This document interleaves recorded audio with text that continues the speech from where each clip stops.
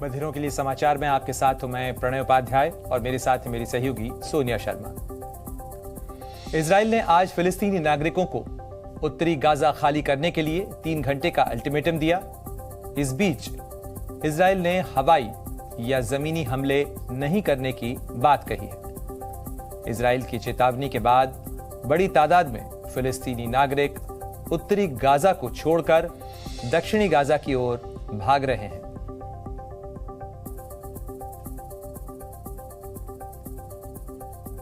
Hamas के हमलों से बचने के लिए इजराइल के स्देरोत शहर को खाली कराया जा रहा है।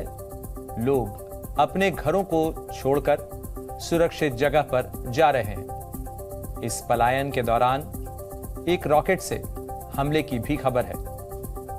गाजा में जमीनी हमला करने के लिए इजराइल ने टैंकों से घेराबंदी की है। इजरायली सेना ने गाजा बॉर्डर पर अस्थायी कैंप भी बनाया है।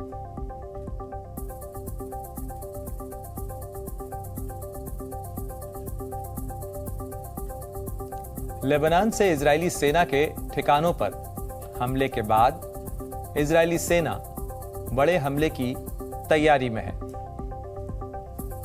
इजराइल ने अपने नागरिकों से कहा है कि वो लेबनान बॉर्डर के 4 किलोमीटर के दायरे में न जाएं। दरअसल आज शुटुला में इजरायली सेना पर लेबनान से हमला किया गया था, जिसमें 3 सैनिक घायल हो गए थे और 1 नागरिक की मौत हो गई थी। इजराइल और हमास में युद्ध का आज 9वां दिन है। इस बीच इजरायली सेना ने हमास का एक और टॉप कमांडर ढेर कर दिया। सेना ने गाजा में बिलाल अल केदारा को मार गिराया है। बिलाल अल केदारा नुखबा फोर्स का कमांडर था। इससे पहले इजराइल की सेना हमास के 2 टॉप कमांडरों को मार चुकी है।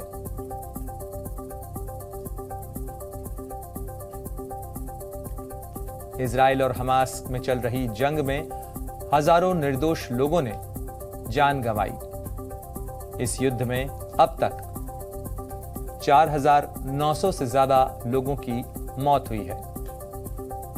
गाजा में 2300 से ज्यादा लोगों की मौत हुई और हजारों लोग घायल हैं। वहीं गाजा के हमलों में 1400 से ज्यादा इजरायली नागरिकों की मौत हुई है।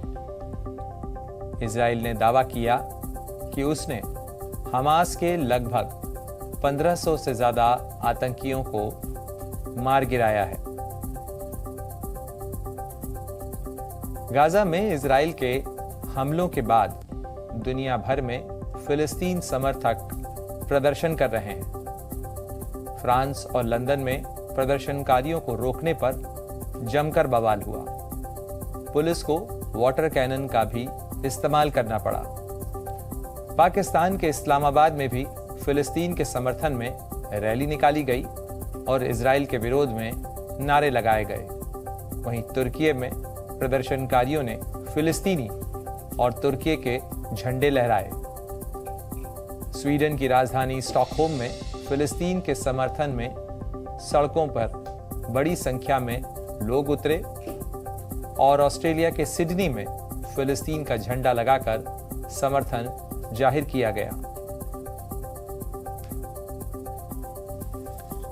इजराइल और हमास जंग में फंसे हजारों भारतीयों को निकालने के लिए भारत सरकार का ऑपरेशन अजय जारी है। आज तेल अवीव से चौथी फ्लाइट भारत पहुंची, जिसमें 274 भारतीय नागरिकों की वतन वापसी हुई। केंद्रीय मंत्री वीके सिंह ने भारतीयों का स्वागत किया। इजराइल से अब तक कुल 918 भारतीय स्वदेश लौट चुके हैं।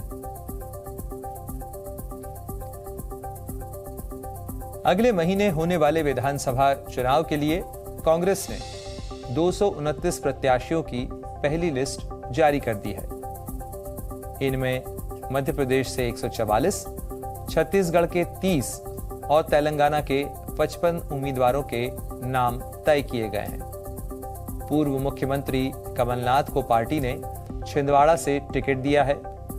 वहीं मध्य प्रदेश में बुधनी से सीएम शिवराज सिंह चौहान के खिलाफ अभिनेता विक्रम मस्तल को उतारा गया है।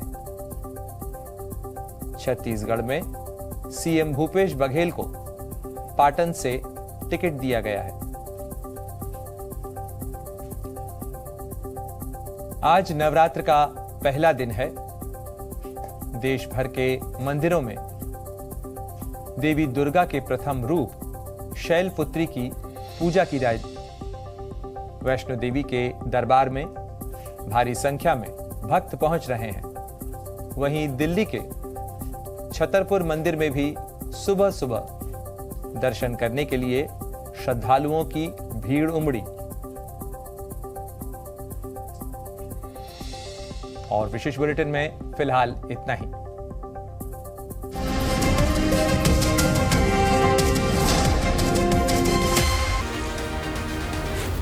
Z News.